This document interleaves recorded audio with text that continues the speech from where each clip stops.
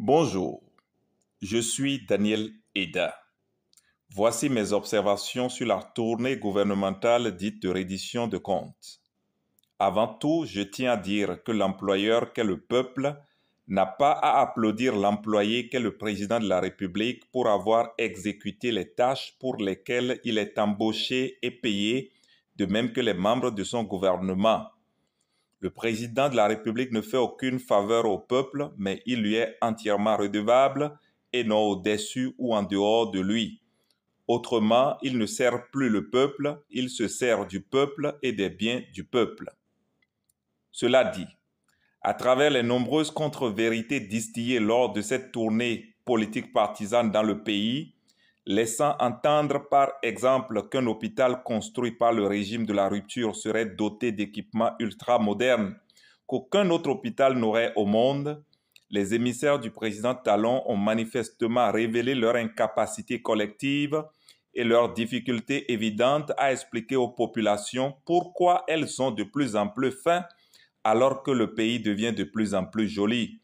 Pourquoi l'exode rural augmente et pourquoi, plus que sous les anciens présidents Nicéphore Soglo, Mathieu Kérékou et Boni Yayi, sous le président Talon, les jeunes Béninois sont tentés d'aller mourir dans le désert et se noyer dans la mer à la recherche clandestine d'un mieux-être à l'étranger, alors que le Bénin serait bien gouverné avec les meilleures notations des institutions financières internationales, y compris en dépassant dans la gestion financière la France qui fait pourtant montre de transparence dans sa gouvernance en publiant notamment les salaires politiques, y compris celui du président Macron, alors qu'au Bénin, bien malin et très courageux sera celui des citoyens lambda qui pourra affirmer sans se retrouver à la criette combien le peuple béninois rémunère son premier employé qu'est le président de la République, Patrice Talon, et les membres de son gouvernement.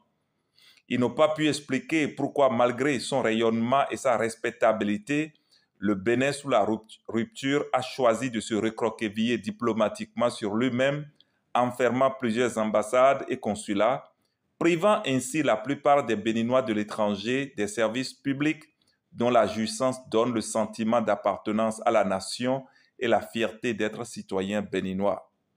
Ils n'ont pas pu expliquer pourquoi, après avoir injecté des centaines de milliards dans le secteur de l'énergie et promis la souveraineté énergétique, allant jusqu'à dire que nous vendrions de l'électricité à l'étranger, le Bénin se retrouve aujourd'hui avec des coupures intempestives d'électricité, des délestages chroniques qu'on croyait révolus avec le président Talon, et pourquoi l'eau se fait rare dans des robinets dans plusieurs communes du Bénin, alors que les factures d'eau SONEB et d'électricité SB2E ne font qu'augmenter.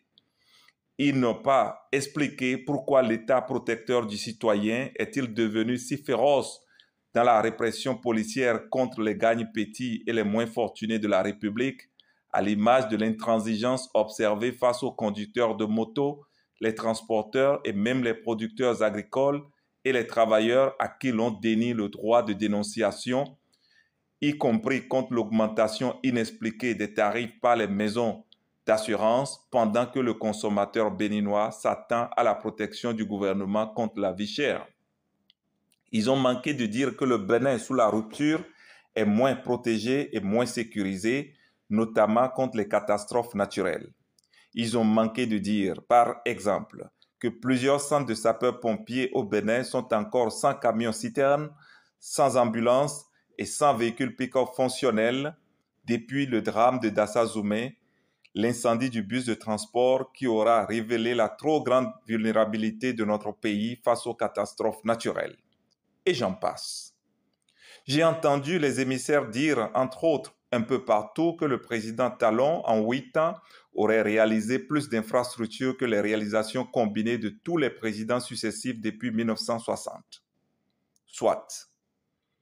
D'une part, je voudrais observer que contrairement au temps des présidents Soglo, Kérékou et Yayi, pour ne considérer que la période du renouveau démocratique, depuis 8 ans, l'embellissement des centres urbains qui ferait croire aux étrangers et à ceux qui vivent aux frais de l'État que tout va bien, au lieu d'induire la prospérité partagée, rime avec l'occasion pour une minorité de ceux qui contrôlent le pouvoir et leurs satellites de s'enrichir sans fin, tout en continuant à demander au peuple affamé d'attendre. Ce peuple pourtant travailleur et rempli de compétences, mais qui a de plus en plus du mal à se nourrir, se loger, se vêtir, s'éduquer et se soigner dignement. D'autre part, par rapport aux prouesses chantées du président Talon qui aurait, en 8 ans seulement, fait mieux que tous les anciens présidents depuis 1960, parce que l'heure a sonné pour le triomphe de la vérité contre les intoxications d'où qu'elles viennent, j'aimerais demander au gouvernement Talon de faire preuve de transparence en publiant 1. La liste des projets hérités du gouvernement Yahi s'il y en a. 2. Les projets initiés par le président Talon lui-même avec des financements bouclés depuis le 6 avril 2016, totalement exécutés ou en cours d'exécution. 3. Un tableau comparatif des coûts du kilomètre de voies bitumées et du kilomètre de voies pavées ou asphaltées sous les gouvernements Soglo, Kérékou, Yahi et Talon pour ne prendre que ces repères. 4. Un tableau comparatif de la part du marché des infrastructures attribué aux entreprises béninoises sous les gouvernements Soglo, Kérékou, Yahi et Talon. Les Béninois ont droit à la vérité et c'est dans la vérité qu'ensemble, nous bâtirons, en capitalisant les acquis de tous les anciens dirigeants, le Bénin de notre vision, le Bénin économiquement prospère et socialement stable, dans une Afrique bien intégrée et en plein essor. Ensemble, nous le ferons. Et il fera beau. Merci.